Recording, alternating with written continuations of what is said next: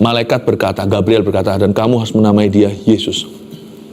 Nah, baru setelah itu nama Yesus itu di perjanjian baru. Tapi Yesus itu asal mulanya tidak ada, karena dia adalah Alfa, awal dan akhir. Asal mulanya bukan di Injil Matius. Yesus sudah ada sejak purbakala. He is the ancient of days. Dialah Allah dari selama-lamanya sampai selama-lamanya. Supaya Anda ngerti, Yesus yang kita sembah itu layak disembah, karena dia bukan sekedar manusia biasa, dia jadi manusia karena kita.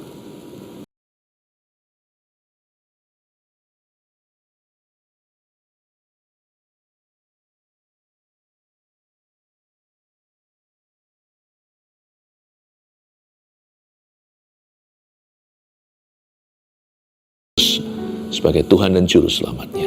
Berkati kami di sesi firman ini ya Tuhan Yesus, sembunyikan hamba di balik salib-Mu dalam nama Yesus. Amin. Puji Tuhan. Nama itu ya, satu nama itu beda sekali memangnya. Itu nama yang menggentarkan bumi langit. Setan terbirit-birit mendengar satu kata itu. Jesus, Yesus. Itu nama yang menyelamatkan kita. Di bawah kolong langit ini, nama siapa yang sebesar namanya, semulia, sesuci itu, yang bisa menyelamatkan kita dan mengampuni setiap dosa. Tentunya kalau namanya begitu mulia, pribadinya tidak kalah. Pribadi Yesus itulah yang membuat namanya luar biasa. Kita harus pelajari hari ini siapa Yesus sesungguhnya. Saya mau bicara kepada Anda, mengajarkan topik favorit saya, subjek yang paling saya cintai. Let's talk about Jesus. Mari kita bicara tentang Yesus. Saya ingin memulai begini aja dengan satu kalimat, pandanglah Yesus, hidupmu pasti berubah. Udah gitu aja. Mari kita pandang Tuhan, hidup kita nggak akan sama. Siapakah Yesus sesungguhnya? Ibrani pasal 1 ayat 5-14. Kita akan baca dan saya akan jelaskan ayat per ayat, ambil catatan, nanti saya kasih poin-poinnya. Di kitab Ibrani, di Lembaga Alkitab Indonesia, diberikan judul begini, Anak Allah, yaitu Yesus, lebih tinggi daripada malaikat-malaikat. Kita hari ini akan mempelajari doktrin yang menyelamatkan. Padahal ini sama sekali tidak merasa seperti sebuah doktrin. Karena kalau bicara soal Yesus itu personal. Mari kita bicara tentang pribadi yang paling mulia sepanjang masa. Ayat 5. Karena kepada siapakah di antara malaikat-malaikat itu pernah ia katakan, ia di sini adalah Allah Bapa. Anakku engkau telah kuperanakan pada hari ini. Dan aku akan menjadi bapanya dan ia akan menjadi anakku. Jangan terkecoh dengan kata anakku engkau. Seolah-olah Allah beranak. Engkau telah kuperanakkan. Itu bukan berarti Yesus itu diciptakan. Di sini Bapa di sorga, pencipta langit dan bumi, Allah Bapa yang Maha Kuasa, Ia berkata tentang Yesus, anakku engkau telah kuperanakkan pada hari ini. Kata kuperanakkan dalam bahasa Inggrisnya begotten. Itu bukan born. Berarti mereka setara, hakikatnya sama. Kalau kita kan daging dan darah ya manusia. Kita kan dicipta, lalu lahir sebagai orang berdosa. Yesus sekalipun melalui palungan, dia lahir dari perawan Maria, tapi bukan karena sperma. Yesus itu jelmaan. Jikalau kita semuanya adalah ciptaan, kita daging dan darah, Yesus itu setara dengan Allah, hakikatnya sama. Kita harus ngerti ini, karena ini mempengaruhi keselamatan kita. Ngaku-ngaku Kristen, tapi kalau kita nggak yakin Yesus itu pencipta, malah kita ikut-ikutan sekarang yang lagi desas-desus di luar sana. Jangan terombang-ambing iman. Oh, Yesus itu ciptaan. Yesus nggak setara dengan malaikat. Apalagi sama manusia seperti Anda dan saya. Segala sesuatu dijadikan oleh firman. Surat di Injil Yohanes dikatakan gitu. Dan firman itu bersama dengan Allah. Siapa lagi firman itu? Kalau bukan Yesus. Dan firman itu adalah Allah. Tak ada sesuatu apapun yang terjadi yang dijadikan kalau bukan melalui Dia dan di dalam Dia. Ini penting sekali. Saya rasa di dalam saat teduh bersama, dari waktu ke waktu saya perlu pasang fondasi, karena saya tidak mau keluarga saat teduh bersama bisa dicuri oleh setan. Saya tidak ingin seorang pun di antara Anda binasa karena salah percaya. Tidak perlu jadi ahli Taurat, tidak perlu pintar teologi, nggak perlu masuk ke sekolah Alkitab, nggak perlu. Yang penting baca Alkitab. Dan kita tahu siapa Yesus bagi kita. Yesus itu anak Allah. Berarti maksudnya hakikatnya sama. Kalau kita kan anak adopsi, gara-gara Golgota atau Kalvari, kita itu diangkat menjadi anaknya. Yohanes 1 ayat 12, nggak usah dibuka bunyinya. Dan barang siapa yang percaya kepadanya, diberinya kuasa untuk menjadi anak-anak Allah. Diberinya kuasa, kita harus diberi dulu, kita harus diangkat dulu, diadopsi dulu. Sebenarnya kalau dilihat-lihat kita nggak ada miripnya loh sama Bapa. Tapi karena kita diampuni. Tapi kalau Yesus lain, dia berkata, sama salah satu muridnya yang mempertanyakan, tunjukkan Bapak. Namanya mirip sama saya, Filipus. Yesus berkata, kamu udah lihat aku 3,5 tahun ini? Yohanes 14. Masa kamu belum melihat Bapa? Bapa dalam aku di dalam Bapa. Setara. Kalau kita jadi anak Tuhan itu kan kehormatan. Kalau Yesus itu kesetaraan. Jesus is God, you know. He is the Son of God. Kata anak Allah itu jangan sampai kita terkecoh. Kita kira itu kalah standar. Bukan. Yesus itu rendah hati. Makanya dia mengambil rupa seorang hamba. Bahkan di dunia pun pelayanannya waktu di Galilea, dia selalu sebut dirinya bukan orang hebat. Dia selalu sebut anak manusia. Dia menyamakan dirinya dengan kita. Just because hanya karena dia rendah hati, jangan sampai kita itu injak-injak. Apalagi menginjak-injak roh kasih karunia dan darah yang mahal. Satu-satunya keselamatan itu lewat Tuhan. Anakku engkau, bukan berarti dia lebih rendah. Kalau kita sih, kita ini bawahan. Maria pun berkata begitu, sekalipun yang melahirkan. Terjadilah padaku sesuai firman-Mu, karena aku hanyalah hamba-Mu. Ya, kalau kita memang perlu merendah. Tapi kalau Yesus itu lebih tinggi daripada semua ciptaannya. Lalu dikatakan, anakku engkau telah kuperanakkan pada hari ini, dan aku akan menjadi bapanya, dan ia akan menjadi anakku. Ayat 6, dan ketika ia, Allah Bapa nih, membawa pula anaknya yang sulung ke dunia, kita mengetahui event itu namanya Natal. Ia berkata, lihat ini ya, ia berkata apa? Bapa berkata apa? Allah berkata begini tentang Yesus, semua malaikat Allah harus menyembah dia. Wow, berarti He ain't no human. Dia bukan manusia biasa. Dia menjelma jadi manusia, daging dan darah seperti kita, tapi tanpa dosa. Semua malaikat Allah harus menyembah dia. Yesus itu disembah. Tidak pernah satu pun di Kejadian sampai Wahyu ada cerita di mana ketika malaikat itu sujud menyembah kepada Allah, Yesus ada di sana turut menyembah. Nggak ada. Nggak ada satupun di dalam firman Tuhan, termasuk di kitab Wahyu, ketika para malaikat dan juga 24 tua-tua yang mewakili 12 orang-orang kudus perjanjian lama, 12 lagi orang-orang kudus perjanjian baru, gereja perjanjian baru, dan mereka yang diselamatkan dari kaum bangsa Israel zaman dulu. Tidak ada satupun cerita di sana Yesus ada di kalangan 24 dan malaikat lalu sujud menyembah. Yesus berdoa di Getsemani itu lain cerita, karena dia memberikan teladan pada kita. Karena Yesus dalam dagingnya secara manusia, dia betul-betul bersandar hanya kepada Bapaknya hingga peluh darah. Karena waktu itu Yesus menanggalkan segala sesuatu dan mengangkat dosa kita, ditumbalkan di kayu salib, digantung di sana sambil berseru, Eloi, Eloi, lama sabachthani, Allahku, mengapa engkau meninggalkan aku? Yang ditinggalkan oleh Allah itu kita, tapi Yesus tanggung itu di salibnya. Sejak kekal sampai kekal, Alfa hingga Omega, pada mulanya adalah firman-firman itu bersama dengan Allah. Firman itu adalah Allah. Tidak pernah sekalipun yang namanya Allah Tritunggal itu terpisah-pisah. Hari itu di kayu salib, Yesus berkata, mengapa engkau meninggalkan aku?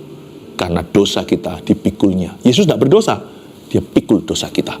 Sampai Allah tidak mau melihat kepada putranya yang tunggal.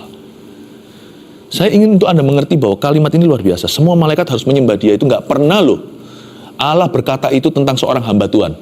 Hamba Tuhan lainnya, kita-kita, sehebat, sejago, sesuci, sekudus apapun, Musa kayak Abraham, Siapapun tidak pernah ada kesaksian seperti ini, semua malaikat harus menyembah dia.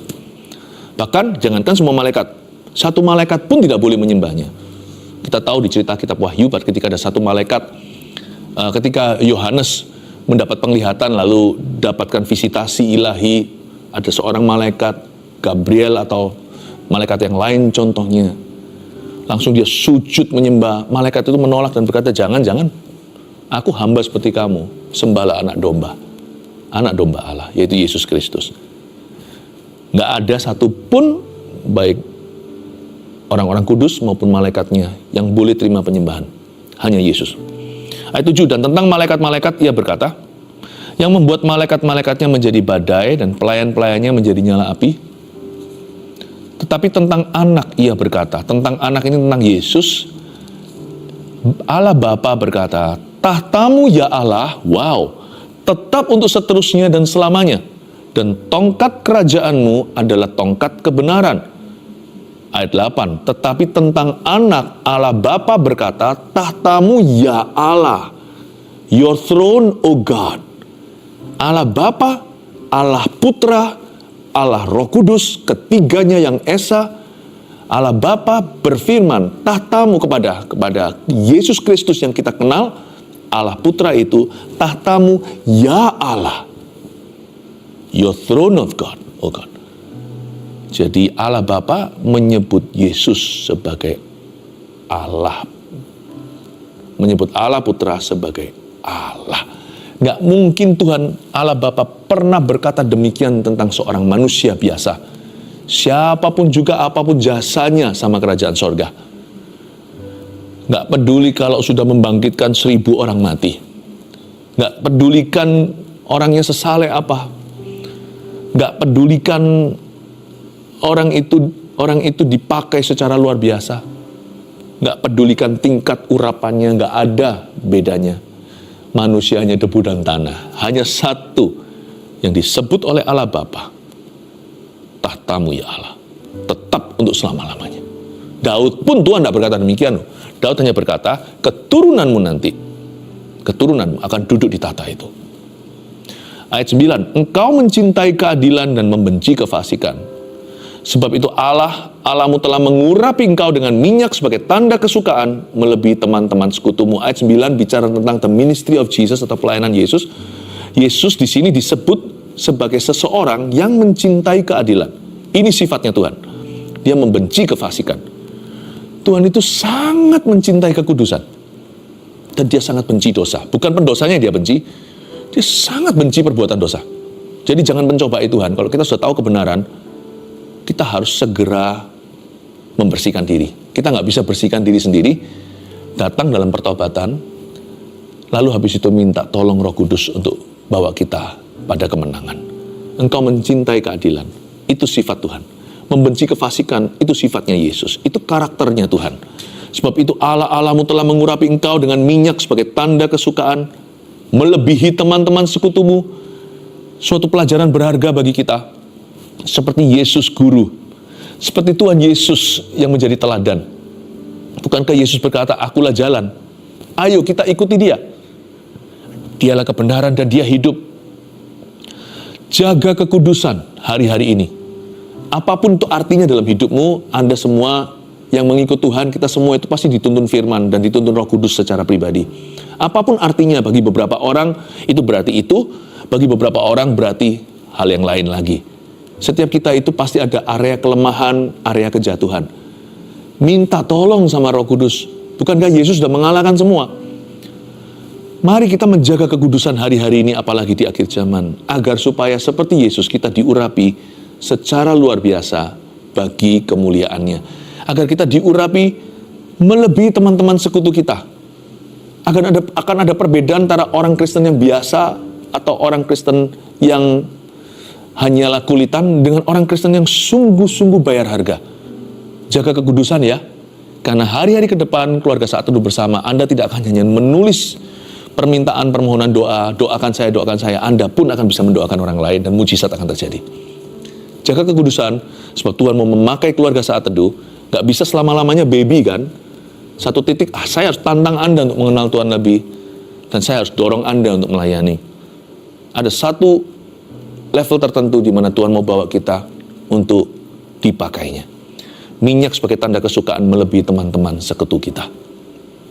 Dan ayat 10. Pada mulanya ya Tuhan, ini masih tetap perkataan Allah Bapa, dan pada mulanya ya Tuhan, Engkau telah meletakkan dasar bumi dan langit adalah buatan tanganmu. Ayat 10, masih tetap perkataan Allah Bapa, dan pada mulanya ya Tuhan, ini pakai kata Yahweh.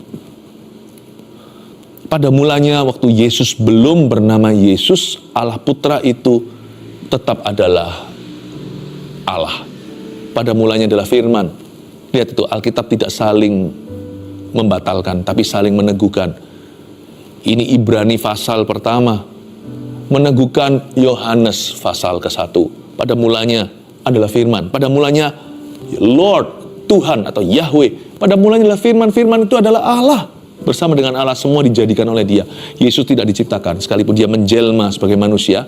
Lewat perawan manusia, Dia harus jadi orang untuk bisa menjadi juru selamat orang. Pada mulanya ya Yahweh, Engkau telah meletakkan dasar bumi dan langit adalah buatan tanganmu. Siapa sih di antara kita yang Tuhan pernah panggil kita Yahweh? Tapi pada waktu Yesus mau dilahirkan, Maria dapat berita kabar baik itu dari malaikat, tentunya shocking news, sangat terkejut ya. Ingat nggak waktu itu? Malaikat berkata, Gabriel berkata, dan kamu harus menamai dia Yesus. Nah baru setelah itu, nama Yesus itu di perjanjian baru. Tapi Yesus itu asal mulanya tidak ada, karena dia adalah Alfa, awal dan akhir. Asal mulanya bukan di bukan di Injil Matius. Yesus sudah ada sejak purbakala. He is the ancient of days. Dialah Allah dari selama-lamanya sampai selama-lamanya. Supaya Anda ngerti, Yesus yang kita sembah itu layak disembah, karena Dia bukan sekedar manusia biasa, Dia jadi manusia karena kita. Masuknya ke dalam dunia pun beda dengan kita. Kalau kita lewat persetubuhan suami istri, tidak Yesus. Yesus tidak punya Bapa, hanya punya Bapa, Allah Bapa di sorga. Saya mau kita mengerti bahwa sekalipun Yesus tangannya berlubang paku, si Thomas yang ragu mencucukkan tangannya ke lambungnya, but He is not like us. Dia tidak seperti kita. Dia menjadi seperti kita untuk mengerti kita. Tetapi Dia sama sekali bukan salah satu di antara kita. Kita sama Yesus jauh, saudaraku. Kita orang berdosa, Dia adalah juru selamat yang mengampuni dosa kita. Supaya kita mengerti hari ini bahwa kalau kita pakai nama Yesus tengking setan, Anda harus percaya bahwa nama itu berkuasa. Karena pribadinya berkuasa. Kalau kita berdoa dalam nama Yesus, jangan Anda kira doa Anda, oh sempurna, kurang, fasilida, apa ya kira-kira kalimat yang bisa kalimat yang bisa menggerakkan hati Allah. Tidak begitu. Waktu kita berdoa di dalam nama Yesus, nama itu keselamatan. Dan kalau hari ini kita mengikut Tuhan, janganlah selalu sadar diri, aku belum layak itu, aku kurang ini. Kalau kita sudah terima Yesus, kita akan diproses terus. Semakin hari Roh Kudus akan bekerja dalam diri kita, menjadikan kita semakin seperti Kristus. Semakin seperti Yesus dalam pikiran, perbuatan, dan di dalam kehidupan kita, serta perkataan.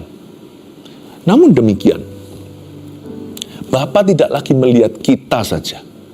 Waktu kita terima Tuhan, Bapa melihat Yesus di dalam diri kita.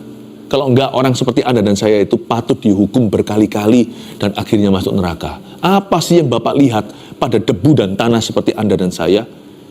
Yesus yang menebus dosamu. Di Kalvari itu, di Golgota, Dia tukar tempat sama kita. Jadi hari ini, Bapak tidak hanya lihat Anda, Bapak lihat Yesus di dalam dirimu. Jadi marilah hampiri tahtanya, jangan takut. Kau tidak ada, saya dan Anda tidak akan menghadapi Allah yang murka, tapi Allah yang mau berbuat sesuatu untuk menolongmu dan mengubahkan hidupmu. Coba lihat ayat 11, semuanya itu akan binasa, tetapi engkau tetap ada. Masih bicara soal Yesus ini ya. Dan semuanya itu akan menjadi usang seperti pakaian, seperti jubah akan Engkau gulungkan mereka, dan seperti persalinan mereka akan diubah. Tetapi Engkau, ini Yesus, masih Yesus, Engkau tetap sama, dan tahun-tahunmu tidak berkesudahan. Tahun-tahunmu tidak berkesudahan itu seperti orang nyanyi selamat ulang tahun, happy birthday to you. Sebenarnya berapa sih usianya Tuhan Yesus? Saya bisa menjawabnya sesederhana ini. Usianya Tuhan itu 33 plus selama-lamanya. 33 plus eternity. Yesus di palungan itu sampai mati, sampai bangkit dan naik ke sorga itu 33-an usianya. Tetapi setelah 3 hari dia bangkit. Dia mati pada Jumat Agung, bangkit hari Paskah. Cuman ada jeda 3 hari, setelah itu dia kembali hidup selama-lamanya. Dan sebelum palungan, Yesus sudah ada. Makanya Yesus mau dirajam kan sama ahli Taurat ketika ditanya, kamu kira kamu siapa? Punya otoritas lakukan ini dan itu, ajarkan itu dan ini. Yesus berkata, apakah mereka, orang Farisi menantang dia, apakah kamu lebih pangkat dari Musa? Apakah kamu lebih mulia? Yesus menjawab sesuatu, sebelum Musa, aku ada. Itu seperti hujatan di telinga orang-orang Yahudi. Karena dia pakai kata aku ada dalam bahasa Inggrisnya, I am. Itu di bahasa Ibraninya artinya I am Yahweh. Akulah Allah. Itu semua orang datang mau dorong dia ke tebing. Orang ini ngaku-ngaku dan menganggap dirinya setara dengan Allah Yehova. Itu mau dibunuh Yesus, tapi karena belum waktunya, karena dia nanti harus menyelesaikan ministrinya dulu, mati sesuai kehendak Bapanya, yaitu di Kalvari Golgota. Dia berkata, sebelum Musa, aku sudah ada. Mereka sampai kritik dia, emang berapa usia kamu? Aku tahu saudara-saudaramu, bukankah kamu anak tukang kayu? Aku tahu adik-adikmu, anak-anak Maria itu. Coba bayangkan betapa degil hati mereka. Mereka hanya melihat kedagingan. Mereka tidak bisa melihat Yesus sesungguhnya siapa. Makanya mereka nggak selamat. Tapi orang yang bisa melihat Yesus sebagaimana adanya, bukan hanya selamat, mereka akan dilepaskan dan mereka juga akan disembuhkan. Saya percaya mujizat terjadi ketika kita berdoa dalam nama Yesus. Karena ini bukan sembarang nama. Waktu kita pakai nama Yesus, itu nama yang menciptakan bumi langit. Sadarkah Anda? Itu nama yang disandang, itu namanya seorang pribadi yang menciptakan alam semesta. Itu namanya satu orang individu yang mati di Golgota. Itu nama seorang pribadi yang setelah mati bangkit pada hari ketiga. Jangan main-main waktu kita berdoa in Jesus name, dalam nama Yesus. Gak akan ada lawannya. Gak ada setaranya. Makanya imannya gak perlu gede-gede lah. Karena namanya sudah besar. Imannya cukup aja bulat sebesar biji sesawi. Kita bisa bilang sama gunung yang tertinggi Indonesia, misalnya Gunung Semeru atau Gunung Himalaya di Asia. Gunung apapun juga dalam kehidupan kita, kita bisa perintahkan terbantun ke lautan, mereka nggak tahan. Mereka tidak bisa terus bertahan di situ karena nama itu jauh lebih berkuasa. Kalau nama-nama gunung, nama-nama problema, masalah, nama-nama setan, itu semuanya adalah ciptaan. Itu berada di dalam ciptaan Allah. Nama Yesus yang menantang mereka atau menentang itu dan mengalahkan itu adalah nama penciptanya. Saya ingin Anda mengerti bahwa belajar tentang Yesus tidak hanya belajar tentang seperti teologi, bukan. Praktis sekali. Waktu saya sekolah Alkitab dulu, salah subjek yang paling saya gandrungi yaitu tentang kristologi, tentang who Jesus is, siapa Yesus. Karena saya terpukau dengan itu. Saya jadi orang Kristen bukan karena apa yang bisa saya dapatkan untuk diri saya sendiri, motivasi-motivasi, bukan. Saya terpukau karena ada satu pribadi yang membuat saya ada di sini hari ini, yang menarik saya begitu dalam dan mendorong saya begitu jauh. Bukanlah sebuah teori agamawi. It's a person, seorang pribadi. His name is Jesus. Namanya Yesus. Sudahkah Anda menerima dia? Sudahkah Anda sungguh-sungguh mengenal dia? Kalau Anda belum ya, jangan jadi Kristen KTP-an. Karena bukan mereka yang berseru Tuhan-Tuhan yang selamat loh. Tapi orang-orang yang melakukan kehendak Bapa, yaitu percaya kepada anak Allah. Umur Yesus berapa sih? Tahun-tahunnya kok tidak berkesudahan, semuanya itu akan binasa, tapi engkau tetap ada. Jangan jadi seperti ahli Taurat orang Farisi yang kecil hatinya, masih usianya muda kok, merasa diri gimana. Jangan lihat Yesus seperti para Farisi memandangnya, karena Anda akan binasa. Lihat Yesus sebagaimana firman katakan. Umurnya 33 di atas muka bumi, kekal selamanya sampai kekal selama-lamanya. Alfa dan Omega. That's my Jesus. Itulah Yesusku. Ayat 13, dan kepada siapakah di antara malaikat itu pernah ia atau Allah Bapa berkata, duduklah di sebelah kananku sampai kubuat musuh-musuhmu menjadi tumpuan kakimu. Coba tunjukkan ada satu cerita di Alkitab di mana malaikat itu duduk. Ada sih, duduk di kubur Yesus, tapi duduknya itu pun dalam misi untuk bertemu dengan orang-orang yang kecele hari itu, karena mereka nggak percaya apa yang Yesus sudah nubuatkan sendiri, bahwa dia akan bangkit pada hari ketiga. Maria Magdalena masuk, lalu siapa lagi, malaikat itu duduk di situ. Ada 2 malaikat kan yang duduk, satu di daerah kepala Yesus tadi, satu di daerah kaki, di mana tadi ditempatkan mayat juru selamat. Pada hari ketiga ketika dia bangkit, banyak orang menengok ke dalam kuburan itu dan melihat malaikat. Tetapi sebenarnya malaikat tidak pernah dipersilakan duduk bersama dengan Bapa. Yang boleh duduk ya, kalau pelayan nggak boleh. Pelayan itu harus sibuk. Kalau ada seorang royalty atau seorang raja, misalnya kalau Anda bayangkan kerajaan Inggris atau kerajaan mana, atau kerajaan di Indonesia aja, ya di beberapa daerah-daerah khusus masih ada sultannya. Mana ada sih abdi dalamnya? Apalagi kalau orang luar, mana berani duduk sembarangan. Yang duduk tuh raja dan keluarganya. Yang lainnya itu semua melayani dan sibuk sana sini. Yang diundang duduklah, itu VIP. Dan duduklah di sebelah kananku, sampai kubuat musuh-musuhmu menjadi tumpuan kakimu. Di sini sebuah statement pernyataan bahwa Yesus tidak sama dengan malaikat dan tidak sama dengan hamba-hamba Tuhan lainnya. Dia setara, duduknya itu ditata. Mana ada seorang manusia yang didudukkan di situ. Kita pun dapat invitasi atau dapat undangan yang sama. Kita agak perkecualian karena kita itu lebih beruntung dari malaikat, padahal malaikat lebih baik dari kita. Kita pun diundang. Ada ayatnya, barang siapa menderita bersama dengan Kristus, dia akan bertata bersama dengan Tuhan. Tapi tata kita tahu. Tahta kita itu anugerah kasih karunia, bukan karena kita layak di sana dan kita tidak berasal dari situ. Itu tahta ditambahkan di hidup kita. Kalau kita menderita bersama dengan Tuhan, kita boleh duduk bersama dengan Tuhan memerintah bangsa-bangsa. Tapi kalau Yesus, dia duduk bukan karena alasan apa. Dia duduk memang berasal dari sana sebelum turun ke palungan di tempat hina. Saya ingin Anda melihat bahwa Yesus itu adalah raja di atas segala raja. Semua malaikat dan semua ciptaannya sujud menyembah dan melayani dia. Dan kita lihat ya, ayat 14. Bukankah mereka semua adalah roh-roh yang melayani para malaikat? Yang diutus untuk melayani mereka yang harus memperoleh keselamatan? Ini ayat terakhir yang saya bacakan. Malaikat itu roh yang melayani, diutus untuk melayani. Kalau Yesus sudah punya malaikat, ngapain Tuhan Yesus cuci kaki murid-muridnya ya? Suruh malaikat aja. Kalau Yesus Yesus itu raja di atas segala raja, dan malaikat yang melayani. Kenapa Yesus yang memecah-mecahkan 5 roti dan 2 ikannya juga, sehingga 5.000 orang bisa makan kenyang hari itu? Kenapa Yesus lakukan sendiri?